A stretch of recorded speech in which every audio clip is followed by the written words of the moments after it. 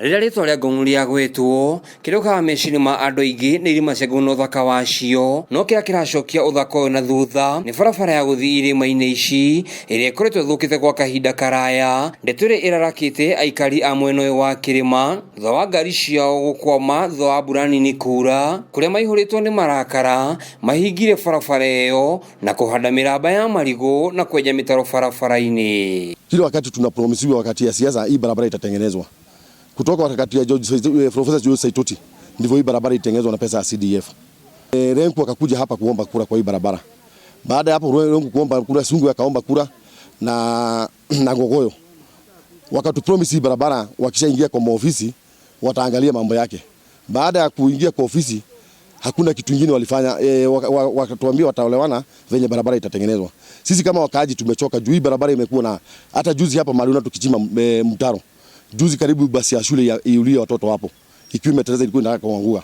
Kwa hivyo tunadai kutengenezewa barabara na sio tafadhali. Hii ripoti ifikie mpaka Ngogoyo, sio tafadhali. Jana nimempigia simu 5, hakushika simu yangu na hakuongea, akaniandikia ka message ati well noted.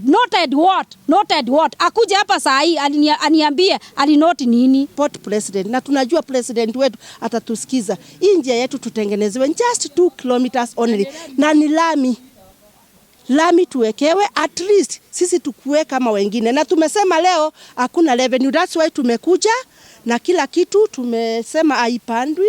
Jana tulisema tutapanda mandizi, wakubwa ndio hao tunawapigia simu, wanapigiwa simu wanasema hawachiki simu, lakini asubuhi tunalaukanga kuchaguana, sisi tumechaguana. Kũringana na ũmaugĩte mbeca irogotagwo rĩrĩa andũ mathiĩ gũcera irĩma-inĩ ici nĩ njiganu cia gũthondeka na kũramata barabara ĩyo. Nataka iwekwe lami kwa maana hii barabara ina serve serikali in a big way. Wanaokota revenue especially over the weekends. Kuna kwa na jam, hata sisi wenye hapa tunashindwa kupita kwa hii barabara.